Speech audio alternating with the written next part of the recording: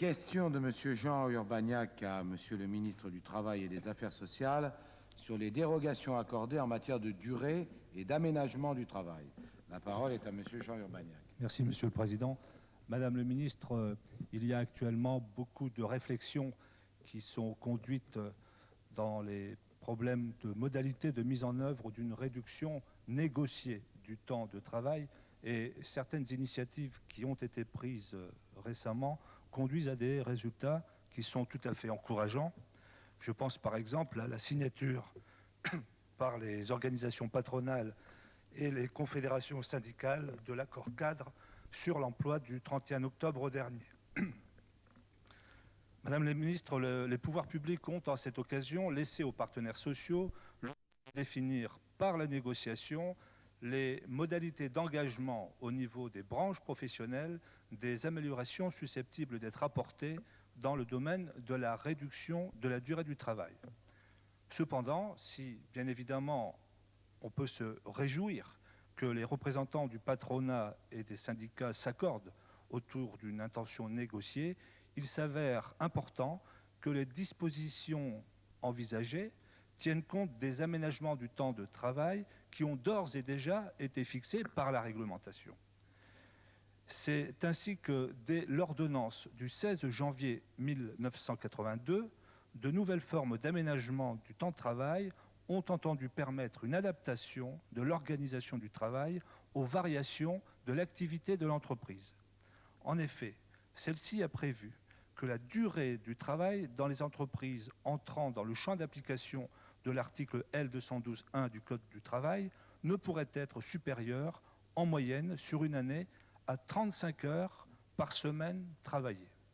Cette disposition, qui revêt un caractère obligatoire depuis le 31 décembre 1983, doit s'appliquer dès lors que le travail est organisé de façon continue, selon un rythme de 3 fois 8 heures, alternativement par équipe du matin, de l'après-midi et du soir, tout au long de l'année, l'établissement étant ouvert 7 jours sur 7, dimanche et jours fériés inclus.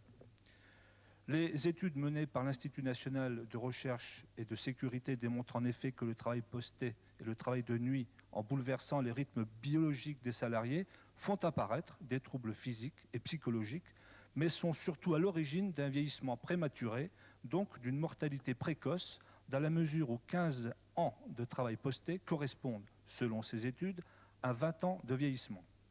L'impératif, dès 1982, était donc d'imposer une diminution du temps de travail pour les travailleurs postés et les travailleurs de nuit occupés par les établissements, quelles que soient les branches professionnelles, établissements dont l'activité s'exerce en continu, avec notamment des modifications imposées des horaires de travail des salariés du fait d'une alternance sur les différents postes définis par le cycle de travail. Cependant, Madame le ministre, il s'avérerait que les salariés occupés dans un service travaillant en continu, où sont mises une équipe fixe de nuit et 2 équipes alternantes matin et après-midi, ne relèveraient pas d'une telle mesure. Cette interprétation des dispositions de l'article 26 de l'ordonnance du 16 janvier 1982 donne lieu actuellement à de très nombreux litiges.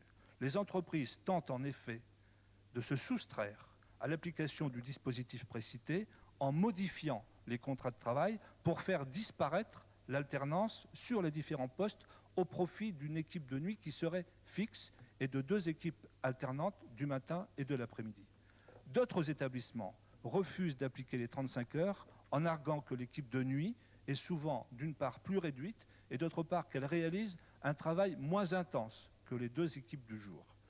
Madame le ministre, à côté de la nécessité de laisser aux soins aux partenaires sociaux de faire progresser les négociations de branche relatives à la réduction du temps de travail, pouvez-vous me préciser s'il est dans les intentions du gouvernement de veiller à l'application réelle de l'ordonnance du 16 janvier 1982 pour tenir compte à la fois de son caractère obligatoire et bien entendu du souci d'équité qu'elle prescrit en faveur de la réduction du temps de travail sans réduction de salaire des travailleurs postés. Par ailleurs, et pour conclure, afin d'améliorer la portée de cette ordonnance qui s'avère favorable à l'amélioration des conditions de travail des salariés concernés, mais aussi à la création d'emplois, je souhaiterais savoir si vous pouvez m'indiquer si vous entendez limiter les tentatives de dérogation qu'elle suscite actuellement.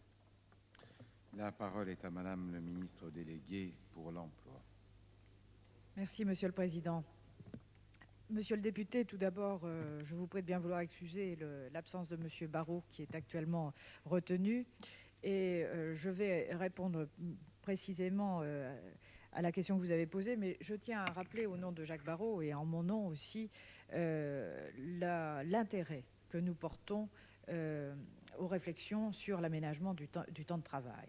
C'est une question majeure, comme vous le savez, et il s'agit bien, à travers de l'organisation du temps de travail, d'assurer, c'est vrai, à la fois la souplesse nécessaire aux entreprises, dans un contexte que vous connaissez bien de forte concurrence internationale, de mondialisation des échanges, d'autre part la sauvegarde ou la création d'emplois, et bien entendu l'amélioration des conditions de travail et de choix de vie des salariés.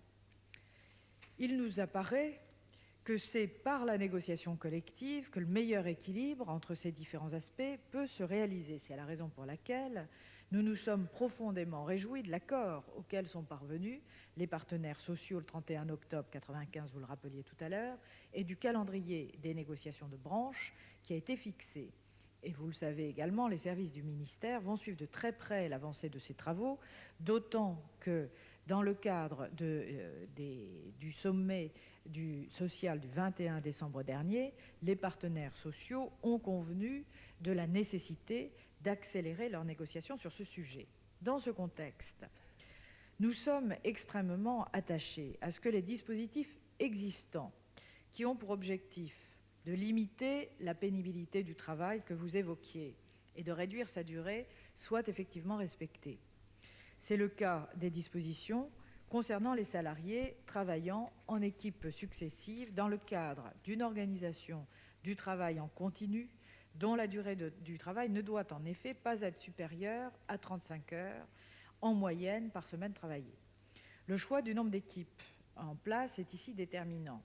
Si le système est organisé en 5 équipes, chacune d'entre elles ne peut mathématiquement pas travailler plus de 35 heures par semaine pour assurer les 168 heures totales. Ce choix d'un nombre suffisant d'équipes peut être un choix créateur d'emplois. Cela même milite en faveur de sa systématisation. C'est pourquoi les services du ministère, monsieur le député, s'attachent déjà et persisteront à une bonne application de l'article 26 de l'ordonnance de 1982. J'espère avoir ainsi apporté à vos interrogations, monsieur le député, les éléments de réponse en vous rappelant que c'est un sujet sur lequel nous sommes tout particulièrement attentifs. Oui, monsieur le député. Madame le ministre, je voudrais tout d'abord vous remercier d'avoir rappelé l'intérêt que vous portez avec M. Barrot aux problèmes qui concernent l'aménagement du temps de travail et aussi, et vous l'avez dit, de la vigilance dont vous faites preuve par rapport à l'application des textes réglementaires. Je me permets donc d'insister sur un point tout particulier qui a été conforté récemment par un arrêt de la Chambre sociale de la Cour de cassation, je crois que c'est un arrêt du 7 juin, qui insiste bien sur les problèmes posés par la définition du travail de nuit et donc des mauvais procès en intention qui sont faits par certaines entreprises sur ces problèmes particuliers. Je vous remercie.